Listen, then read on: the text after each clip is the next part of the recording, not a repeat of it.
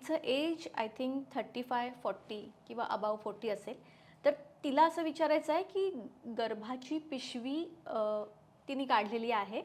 So त्यामुळे तिच्या पार्टनरचा सेक्समधून interest, तिच्याबरोबर सेक्स करतानाचा इंटरेस्ट कमी होऊ शकतो का? सो तिला हा डाऊट आहे. सो तिला तिला किती इंटरेस्ट आहे सेक्समध्ये हा माझा पहिला प्रश्न आहे. म्हणून क्लायंट जेव्हा सेशनमध्ये बसतात ना तेव्हा समोर प्रश्न विचारता येतात. प्रश्नाच्या काउंटरमध्ये जोवर 4 प्रश्न नाही विचारत ना, समोरच्याचा प्रश्न कुठल्या बॅकग्राऊंडनी येतोय हे कळत नसतं. तर पहिले ॲनाटॉमिकली समजवते. हे हे दिसतंय ना रे.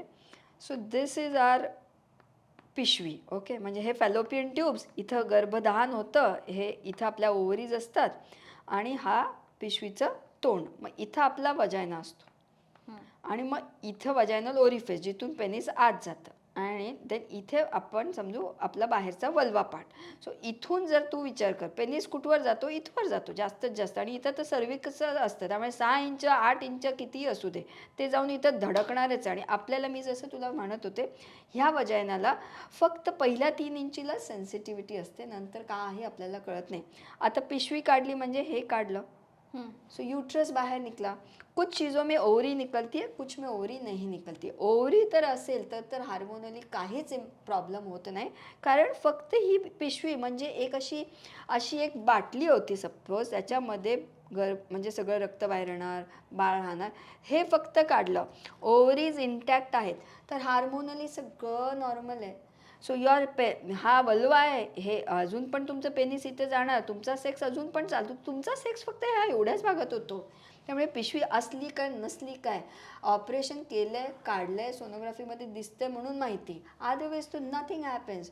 So pre menopause, post menopause, post hysterectomy, pre hysterectomy, it all depends. वरती मेंदूमध्ये जे पिट्युटरी ग्लँड आहे त्या मेंदू, because as a say that is the biggest sex organ. Pituitary ग्लँडमध्ये फाईट और फ्लाईट मोड असतं. मग तिथे काय तुमच्या डोक्यात कचरा असेल ह्या सगळ्या गोष्टींना घेऊन, की मग काय ते असतं वजायना खूप ढिल्लाच झाला तिचा, मग एवढ्या लूज वजायनामध्ये काय होतं.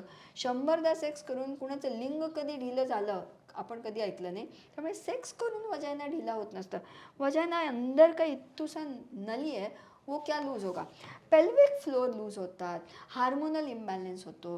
हार्मोनल इम्बॅलन्स किंवा पोस्टपार्टल प्रेग्नन्सीनंतर पोस्टपार्टल डिप्रेशन असतं, त्यामुळे हार्मोनल असेसमेंट करून घेणं महत्त्वाचं. मिनरल्स, विटॅमिन डी, B12 हे कमी जास्त होतात, कॅल्शियम कमी जास्त होतं.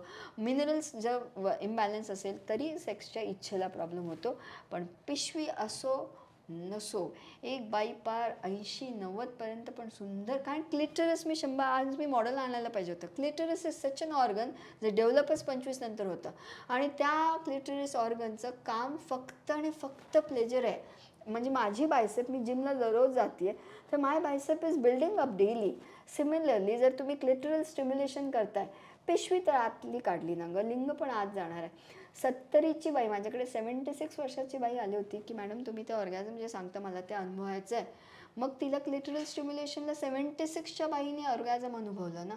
सो वयाची मर्यादा नसते.